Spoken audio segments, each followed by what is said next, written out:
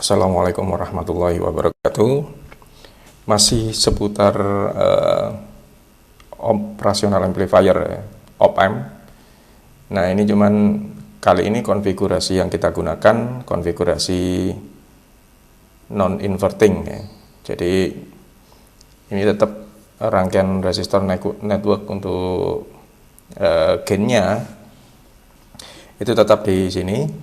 Cuman kita memasukkan inputnya melalui kaki non-inverting. Nah, pada kaki non-inverting tetap kita gunakan buffer untuk menyangga swing voltage-nya supaya berada di posisi tengah antara 0 volt dengan VCC. Ini konfigurasi secara umum. Jadi rumusan untuk nilai amplifikasinya adalah RF dibagi Rin plus 1 dikalikan voltage inputnya yang ada di sini. Jadi ini penghitungan tetap formulasi voltage divider.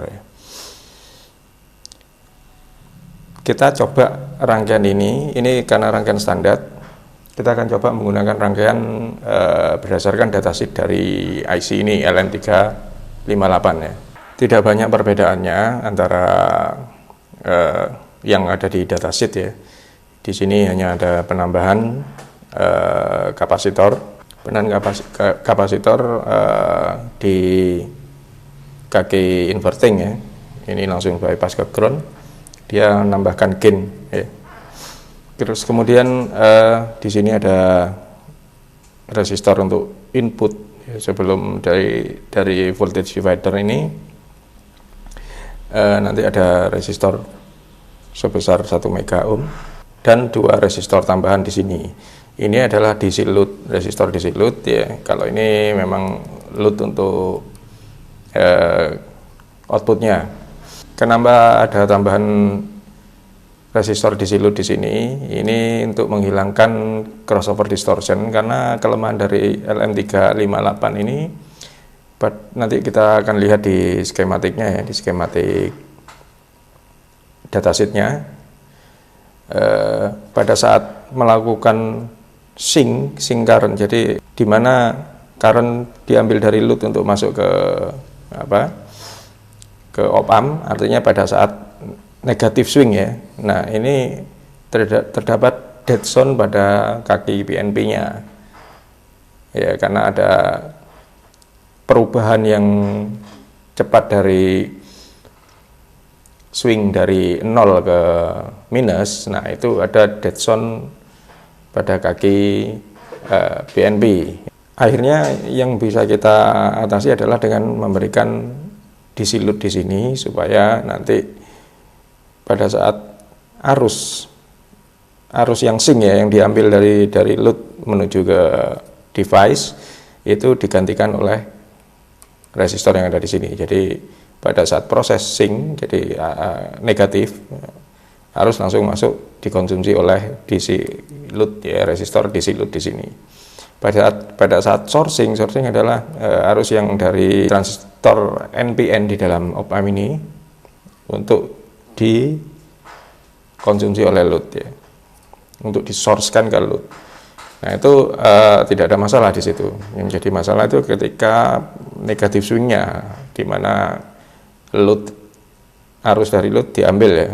Nah, di sini transistor PNP tidak bisa merespon dengan cepat untuk on. Oke, dari komposisi ini nilainya 1 mega dan 100K, sehingga kita nanti dapat gain sebesar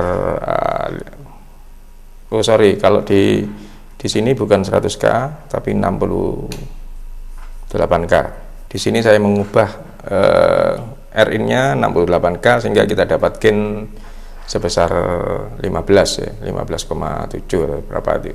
Nanti bisa kita hitung skematiknya. Kenapa disebut non-inverting? Karena memang sinyal yang ada di sini, reproduksi sinyal pada output termasuk gain-nya itu tidak menginversi seperti pada saat kita komposisi inverting di video sebelumnya ya. Jadi antara signal input dengan output itu in phase, ya, in phase. Nanti akan kita lihat di osiloskop. Ini loadnya 10K, terus kemudian DC loadnya untuk DC ya, resistor untuk DC load, di datasheet dicantumkan 6,2K, tapi saya pasang 4,7K sudah cukup. Sudah bisa menghilangkan crossover distortionnya. Nanti kita bisa lihat juga frekuensi responnya ya, mulai dari frekuensi low-nya sampai ke high. Komposisi internal dari amplifiernya, dari op-amp ini ya. Jadi ini ada different amplifier. Dia konfigurasinya, kalau ini common emitter ya, common emitter, di sini current source, kalau ini current source ya. Jadi different amplifiernya yang ini, bukan ini ya. Kalau ini current source. Current source ini nanti dia bisa mensuplai current sehingga gain cukup tinggi untuk masuk ke emitter follower nih. Ini emitter follower, dua pair ini emitter follower. Terus kemudian masuk lagi ke common emitter ya. Di common emitter ini terjadi voltage gain lagi. Jadi voltage gain ada dua di sini dengan di sini.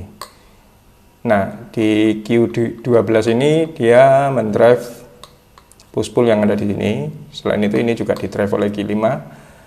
Jadi ini tidak ada persoalan ketika swing sinyal dalam posisi positif ya. Current bisa bebas mengalir gini ke load. Nah, yang jadi masalah adalah ketika swing signal beralih ke negatif. Nah, ke negatif ini. Sehingga pada saat current diambil dari load untuk masuk ke PNP Q13 ini tidak langsung on. Ya. Sehingga timing antara off-nya ini dengan on-nya ini tidak bersamaan. Di situ terjadi crossover distortion. Biasanya kalau di konfigurasi push pull kita kan menambahkan dioda. Ada dua dioda di sini.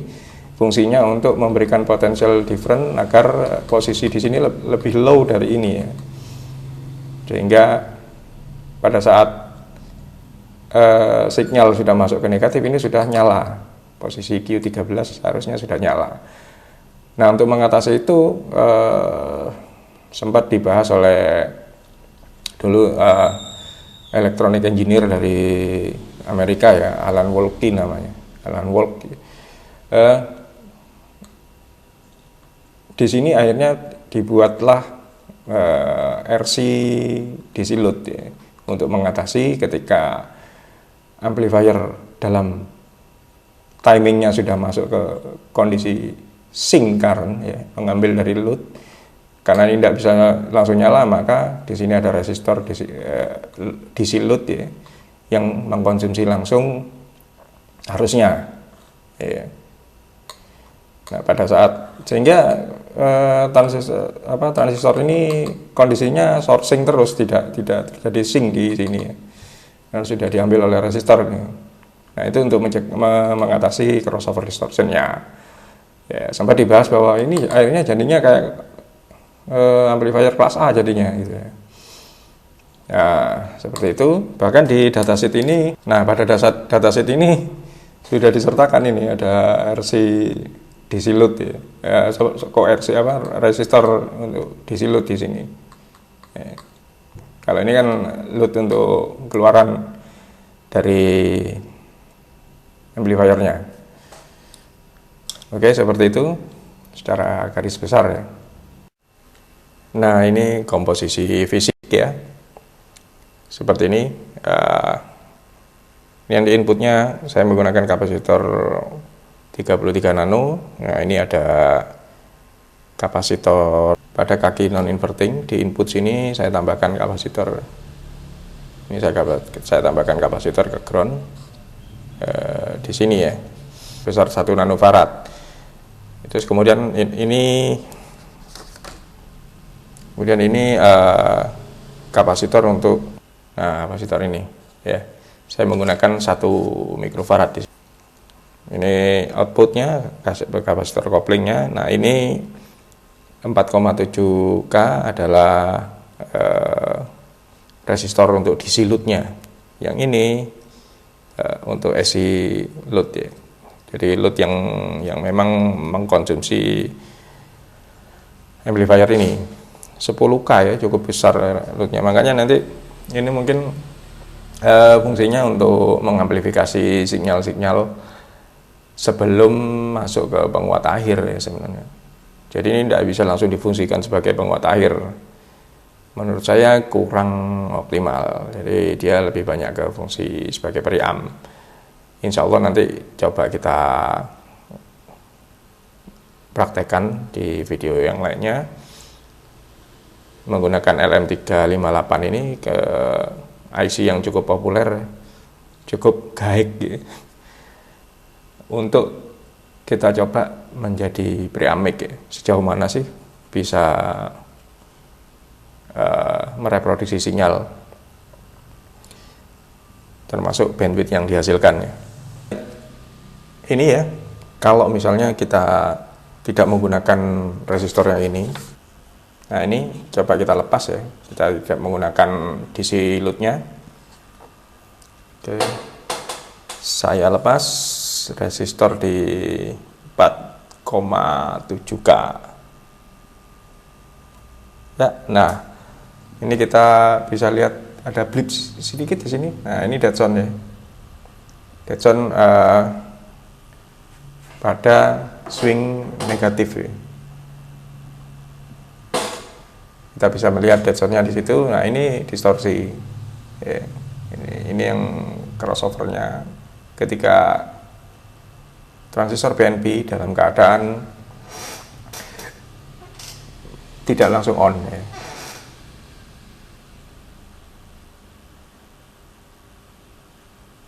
Ketika kita pasang lagi, saya pasang lagi, kalau di datasheet sih 6,2K, tapi saya menggunakan 4,7 sudah beres, sudah hilang ini. Oke, saya pasang, dia smooth, kita bisa dapat sinyal sinusoidal yang clean ya, clean. Nah, oke, ini hasil reproduksi sinyalnya ya. Jadi besarannya dia ini 370 mV ya. Kita bisa menghasilkan swing signal di output sebesar 6 volt peak to peak ya. Oke, kalau kita hitung di sini 6 kita bagi dengan 370 mV, dia sebesar 16,2.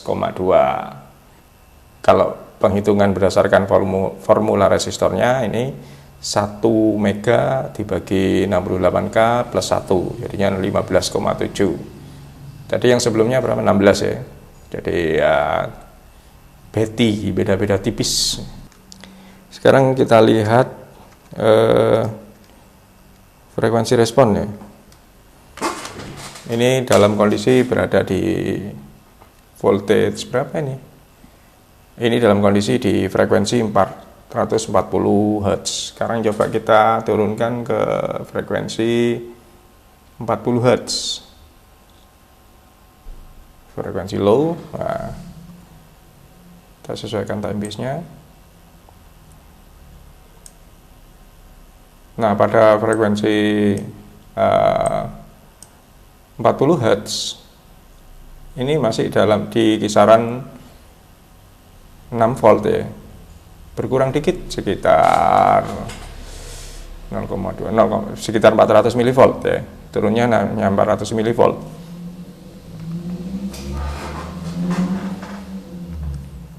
Berarti kita lihat di frekuensi cornernya di minus 3 dB-nya harusnya di frekuensi di voltage 4,2 kita lihat dia berada pada frekuensi berapa. Penurunan untuk minus 3 dB di 25 Hz dia masih ada di 5,39. Coba kita turunkan lagi di 20 Hz. 20 Hz masih ya, kita harus ginian ya. Wah, ini bandwidth-nya lumayan lebar berarti. pada 15 Hz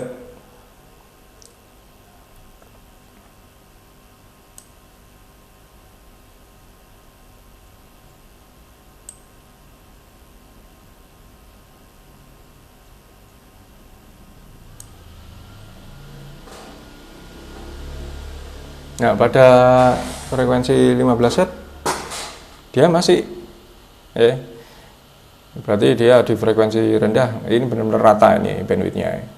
Kita coba di 20 kHz langsung. Nah, di 20 kHz sudah mulai ada penurunan. Nah, ini sudah mulai ada penurunan. Cuman masih lumayan tinggi. Jadi ini bandwidthnya lumayan lebar ini. Sesuai dengan bandwidth yang bisa didengar oleh telinga manusia ya, antara 20 Hz sampai 20 kHz. Nah, ini menarik nanti kalau kita coba bagaimana dia mereproduksi sinyal dari sinyal lemah ya. Ya, mikrofon tentunya.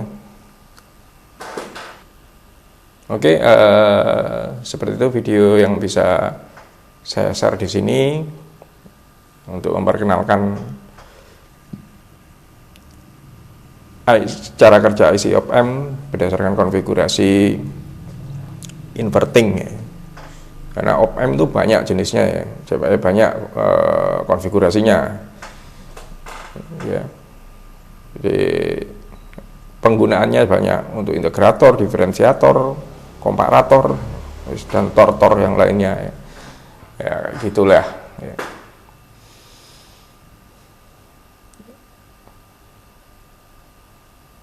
Oke, terima kasih sudah menonton videonya. Wassalamualaikum warahmatullahi wabarakatuh.